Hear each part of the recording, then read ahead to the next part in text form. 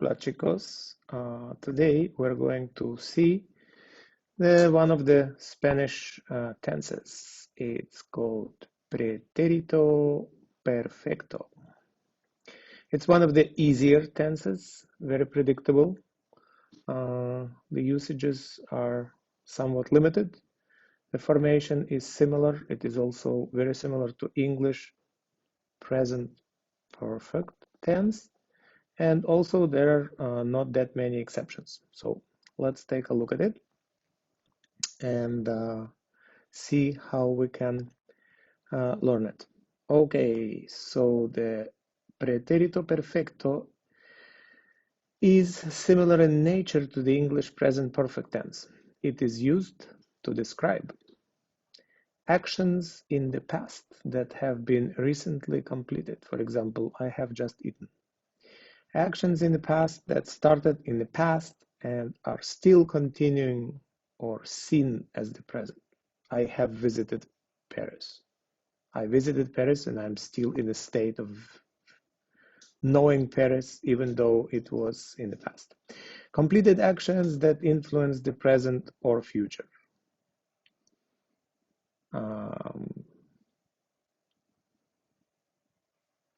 That would be, well, I guess it would be the same one.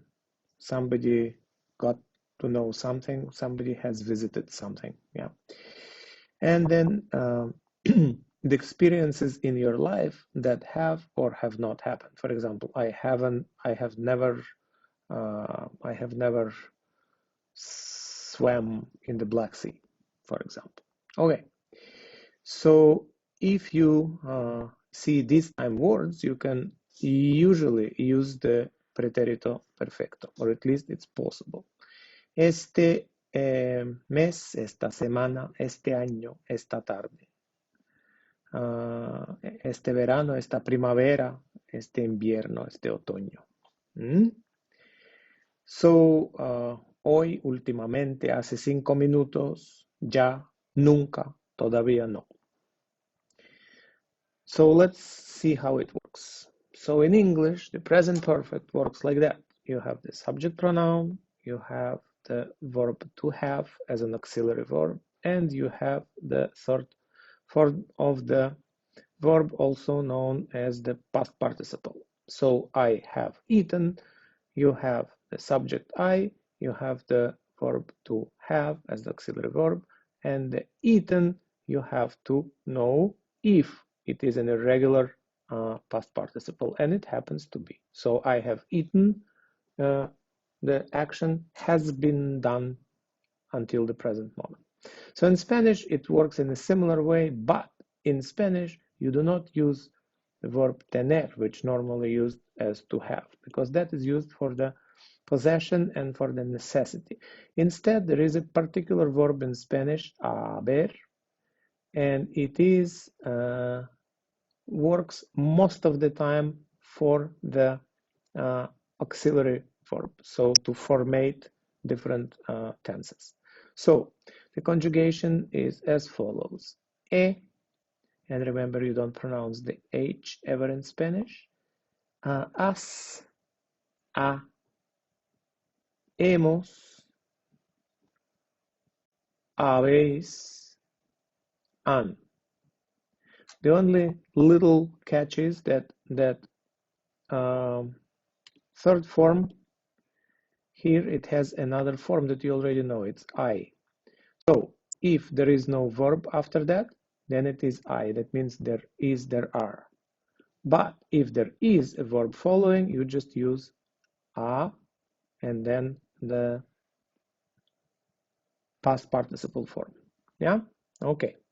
So let's see, we have here a wolf that remembers his adventurous life and different things that he has done.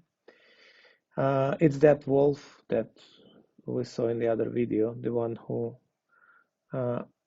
married the mother of the 3 little piglets and also the grandmother of the Little Red Riding Hood.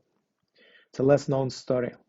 So when he married the Little Red Riding Hood's grandmother, they also adopted Little Red Riding Hood because the mother was negligent. Remember, she sent the child to the forest alone. So they actually adopted the child, and it worked out quite well. All right, so let's see what happened. So let's talk about the recent actions. The wolf is in his bathtub, very happy. El lobo ha bebido. The wolf has drank. So you use the auxiliary verb haber that you need to memorize in order to use. El lobo ha bebido would be the wolf has drank. El lobo ha comido. He didn't eat the Little Red Riding Hood, he just ate a tofu scramble because he's a hippie wolf.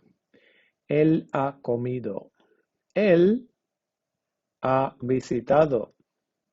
And in this case, you could see it as he has done something once, and we emphasize that fact. He has visited Paris once, or Santiago de Chile, or Veracruz.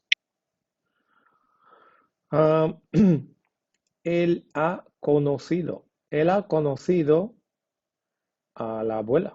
He has met the grandmother of the Little Red Riding Hood. Fell in love. Everything went well. They adopted Little Red Riding Hood. They traveled together.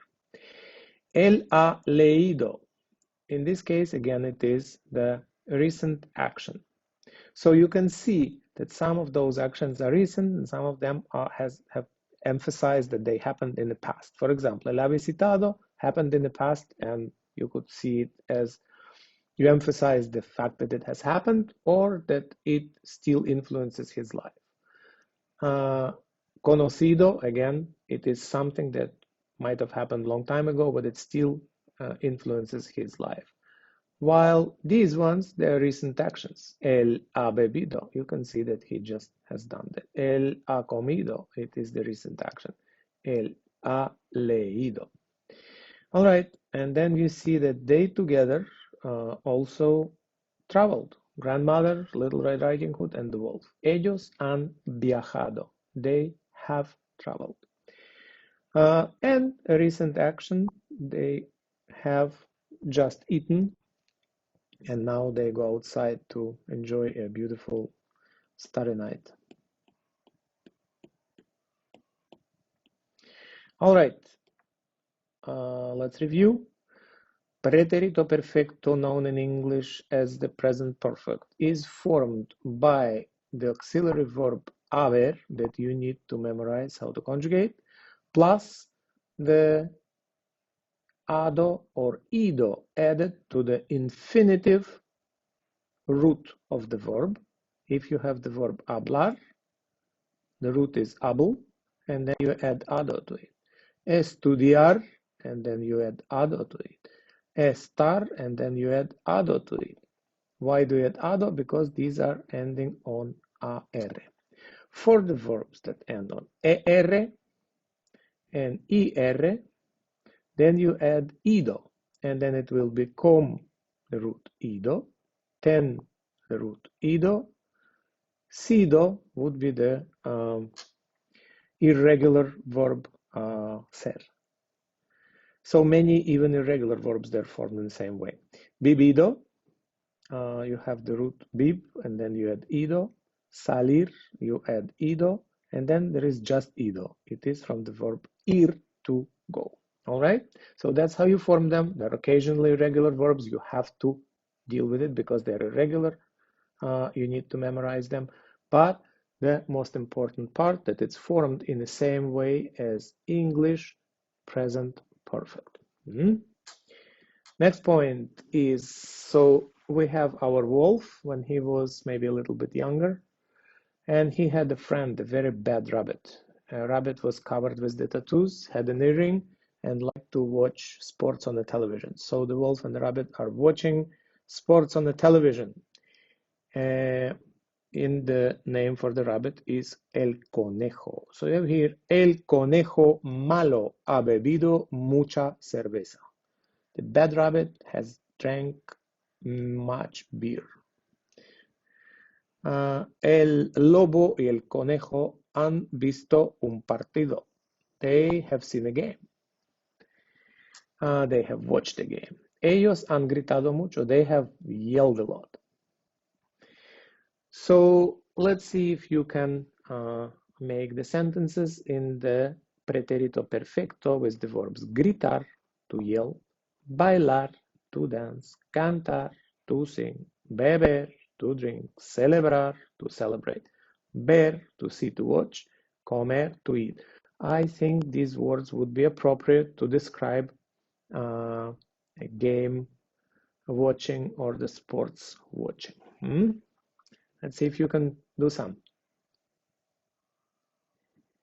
All right. So, what have we learned in this lesson? That pretérito perfecto is an easy tense in Spanish that expresses that something has happened in a recent past, or something has happened, and it's important to emphasize, or something has happened and it still influences the present. So, ellos han gritado muchísimo. That is happened recently. Ellos han celebrado todo el santo día. They have been celebrating and still have not finished. So it still continues until now. Or ellos han conocido Maracaná en Río de Janeiro. Finally, that is the action that they have done and it still influences their present life. They became so obsessed with the soccer, the football, because they have visited Maracaná in Rio de Janeiro and became great fans of the game. I hope it was clear. I hope you had enough examples, and if not, let me know. I will record a new explanation. Ciao, pescao.